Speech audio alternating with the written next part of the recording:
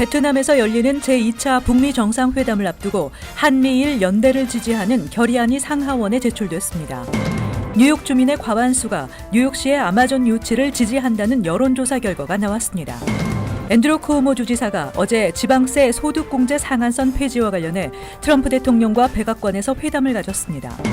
일부 이민단체들이 아이디 NYC에 전자칩이 도입되면 개인정보가 유출될 수 있다며 발급받지 말 것을 권고했습니다.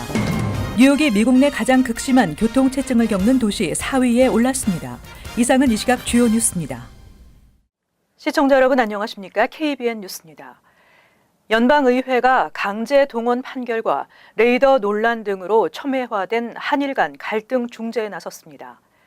베트남에서 열리는 제2차 북미 정상회담을 앞두고 한미일 공조가 차질이 생길 수 있다는 우려에서 여야가 공동으로 3국의 연대를 지지하는 결의안을 제출했습니다.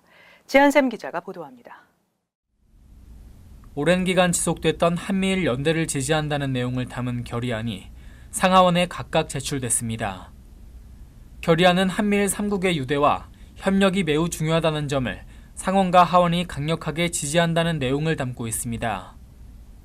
이런 움직임은 오는 27일에서 28일 베트남 하노이에서 2차 북미 정상회담이 예정된 가운데 한국과 일본의 갈등이 계속되면 북한의 비핵화를 위한 한미일 공조에 차질이 생길 수 있다는 우려가 반영된 것으로 알려졌습니다. 엘리엇 엥겔 하원 외교위원장은 성명을 내고 매우 많은 것들이 걸려 있다며 앞으로도 책임 있는 길을 유지해가는 것이 매우 중요하다고 밝혔습니다. 결의안은 엘리엇 엥겔 하원 외교위원장과 마이크 맥콜 하원 외교회 공화당 간사, 밥 메넨데즈 상원 외교회 민주당 간사 등이 공동 발의했습니다. 한편 미국을 방문 중인 문희상 국회의장과 여야 원내대표를 만난 낸시 펠로시 하원의장은 일본군 위안부 문제를 언급했습니다. 펠로시 의장은 위안부 피해자들이 권리 침해를 당했다는 것을 알고 있고 위안부 문제 해결을 위한 노력을 지지한다며 일본이 한국과 일본과의 합의를 존중했으면 좋겠다고 말했습니다. KBN 뉴스 지한샘입니다. 아마존이 제2본사의 퀸즈 롱아일랜드 시티 유치에 뉴욕 정치인들이 반대 의견을 표하고 나선 것과 달리 뉴욕 주민의 과반수가 뉴욕시의 아마존 유치를 지지한다는 여론조사 결과가 나왔습니다. 지난주 뉴욕 주민 778명을 대상으로 실시한 시에나 칼리지 여론조사 결과 전체 응답자 중 56%가 아마존 유치를 지지하는 것으로 나타났다고 월스트리트저널이 어제 보도했습니다. 뉴욕시에 거주하는 응답자는 58%가 아마존의 롱아일랜드 시티 입성을 지지하고 35%가 반대하는 것으로 나타났습니다. 지난 11일에는 퀸즈브리지 시형아파트 주민들과 캐롤린 멀로니 연방 하원의원, 비영리단체 더 나은 뉴욕 만들기 연합 등은 아마존 제2본사 유치를 반대하는 정치인들을 규탄하는 집회를 열었습니다. 이들은 아마존 유치와 관련해 외부인이 주민들의 의견을 제대로 반영하지 않은 채 아마존 유치에 반대하고 있다고 주장했습니다. 한편 아마존 제2본사의 롱아일랜드 시티 입주 반대 여론이 거세지자 시카고와 업스테이트 뉴욕 등에서는 아마존 제2본사를 유치하기 위한 물밑 작업에 들어간 것으로 알려졌습니다. 그러나 지역 경제 매체 크레인스 시카고 비즈니스에 따르면 시카고 시장 선거에 나선 후보 대다수가 아마존 유치 반대 입장을 취하고 있기 때문에 아마존의 시카고 유치 가능성은 희박하다고 보도했습니다.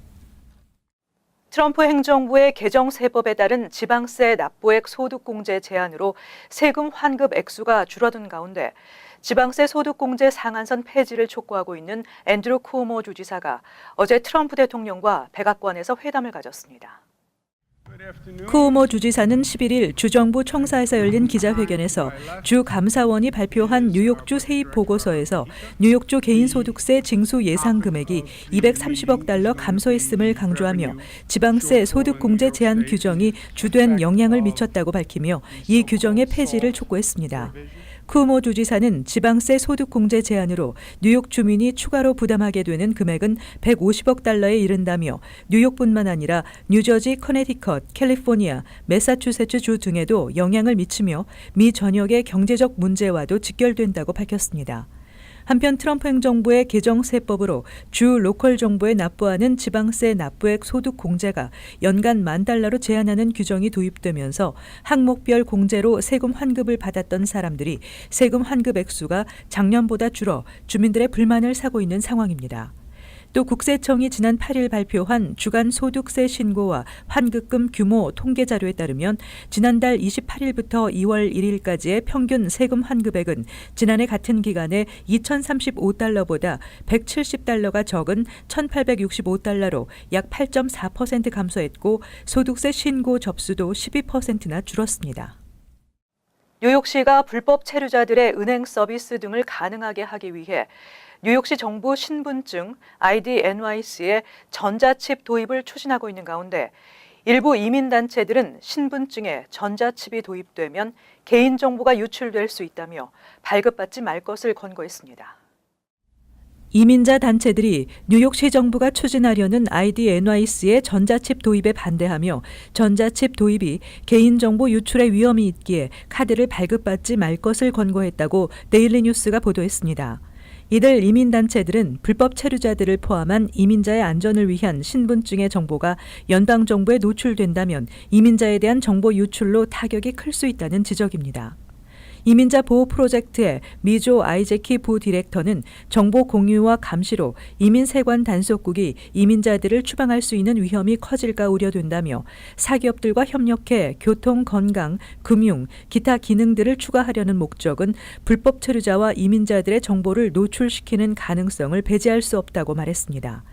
지난 2015년부터 시행되고 있는 ID NYC 프로그램은 10살 이상 뉴욕시 거주자는 누구나 발급받을 수 있고 학생이나 거주지가 불분명한 홈레스 등의 경우에는 비영리 단체나 종교단체, 병원 등으로부터 증명서를 발급받아 제출해야 합니다. ID NYC 소지자는 각종 박물관과 문화기관의 할인 혜택을 받을 수 있으며 교육국의 학생 정보 등록 서류 작성 시 대체 신분증으로도 사용할 수 있습니다. 앞으로 미국 인구 증가의 대부분은 신규 이민 유입에 따른 것이며 현재의 이민 수준이 유지되지 않을 경우 미국의 인구 성장은 멈추게 될 것이라는 보고서가 나왔습니다. 또 노동 인구의 급격한 감소도 예상됐습니다. 이민연구센터가 앞으로 40년간의 신규 이민 규모와 이에 따른 미국 인구 증가의 상관관계를 분석한 보고서에 따르면 지난 2010년 센서스 당시의 이민 수준인 연간 110만 명 수준의 순이민 증가가 유지될 경우 오는 2060년까지 미국 인구는 7,900만 명이 증가해 4억 450만 명에 도달할 것으로 추산했습니다. 그러나 현재 수준의 이민자 인구 증가가 유지되지 않을 경우 미국은 인구 성장이 멈추고 노동 인구 비율이 급감할 것으로 예상됐습니다. 또 미국은 현재 급속하게 노령화가 진행되고 있어 현 수준의 순이민 증가가 유지된다 하더라도 노동 인구 비율 64%를 유지하기는 어려울 것으로 전망됐습니다.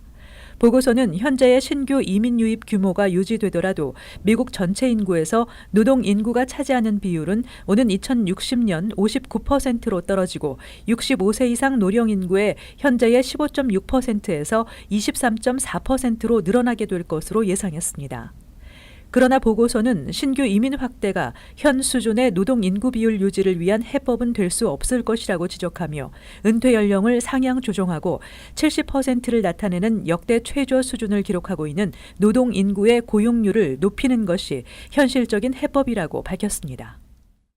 팰리세이드 파크 한인회가 신임 회장 선거와 관련한 회칙을 개정했다고 밝혔습니다. 그러나 선관위를 통해 회칙을 개정했다는 점에서 적법성 논란이 일고 있습니다.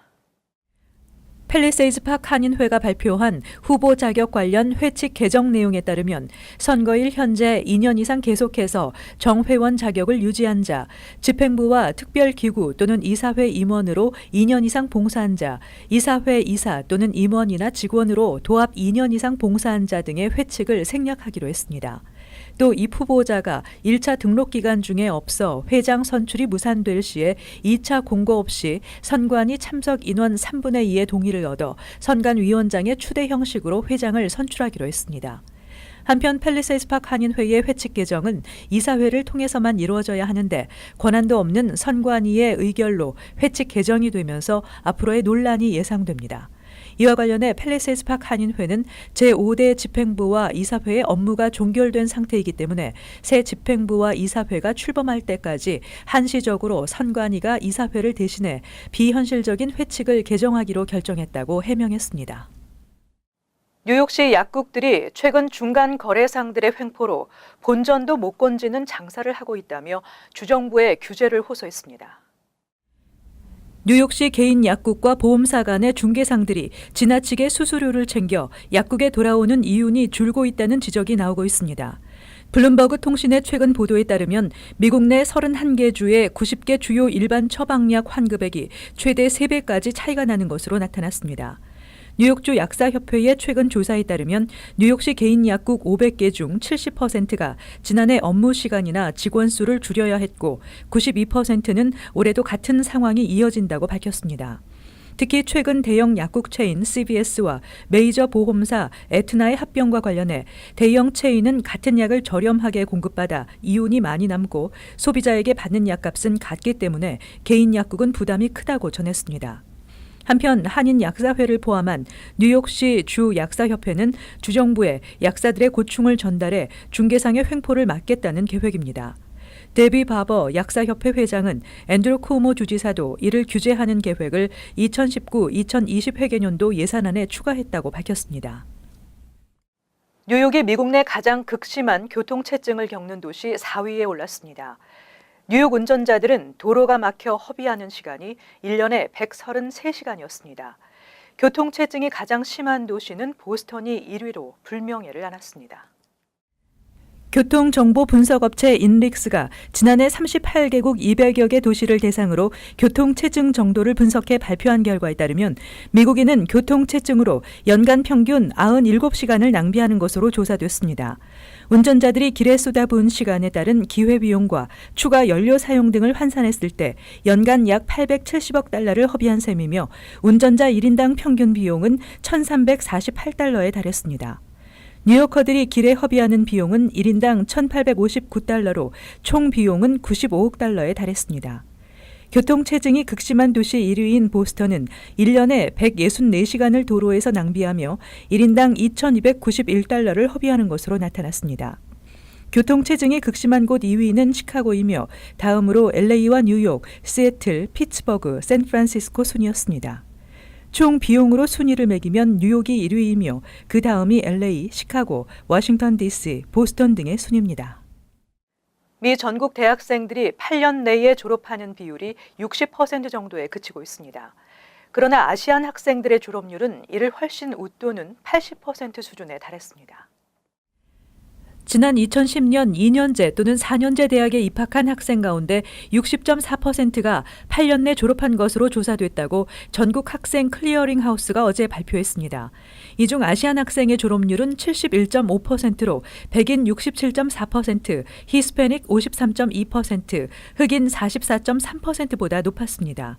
특히 아시안 학생들은 고교 졸업 후 바로 4년제 주립대학에 입학했을 경우 8년 내 졸업률이 80%에 달해 백인 73.1% 등에 비해 월등히 높았습니다. 또 2010년 커뮤니티 칼리지에 입학한 아시안 학생 중 20.5%는 8년 안에 4년제 대학에 편입해 학사 학위를 취득한 것으로 나타났습니다. 한편 전체적으로 사립대에 입학한 학생들의 8년 내 졸업률이 주립대에 비해 높았습니다. 2010년 사립대 입학생 중 78.4%가 8년 내 졸업한 반면 주립대 입학생의 경우 68.8%만이 8년 내 졸업해 차이를 보였습니다. 또 여성의 경우 63.9%가 8년 내 졸업을 했지만 남성의 졸업률은 57.4%에 그쳐 여성의 졸업률이 더 높았습니다.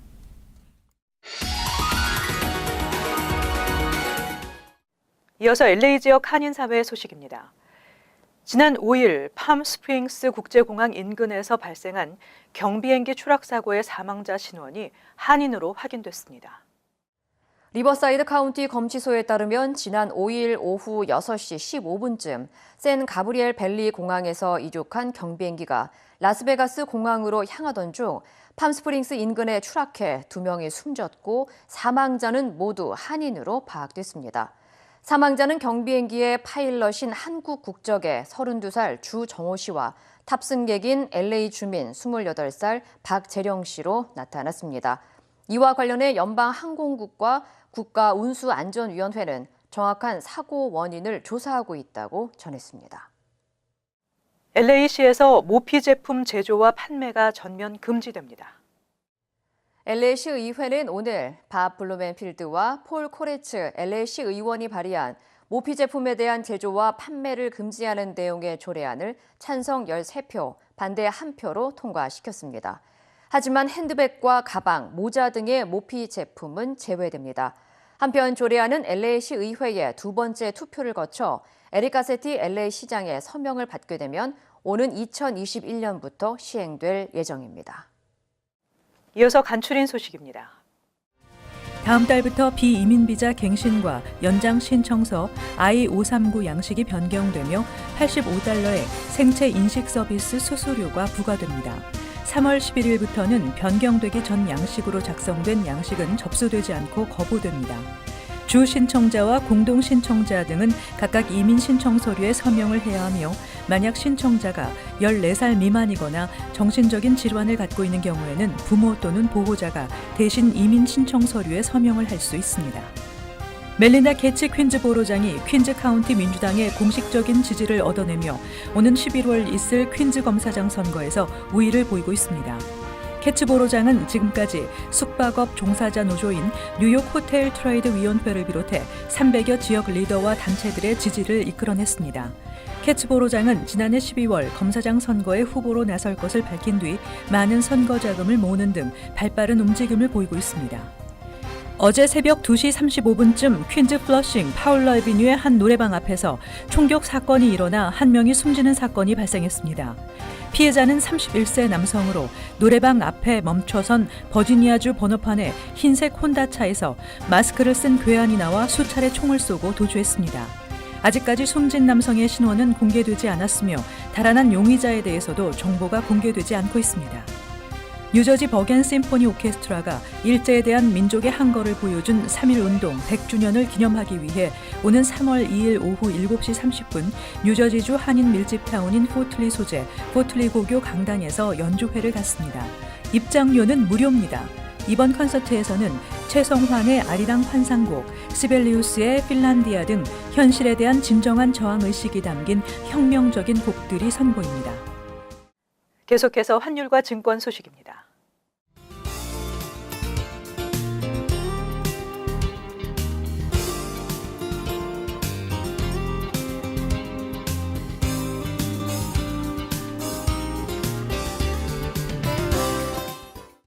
끝으로 날씨 전해드립니다. 목요일 대체로 맑겠습니다. 낮 최고 기온은 43도, 섭씨 영상 6도, 밤 최저 기온은 36도, 섭씨 영상 2도 예상됩니다. 금요일 대체로 흐리고 오후에 비가 예상됩니다. 토요일 대체로 흐리겠습니다. 이상으로 KBN 뉴스를 마칩니다. 시청해주신 여러분 고맙습니다.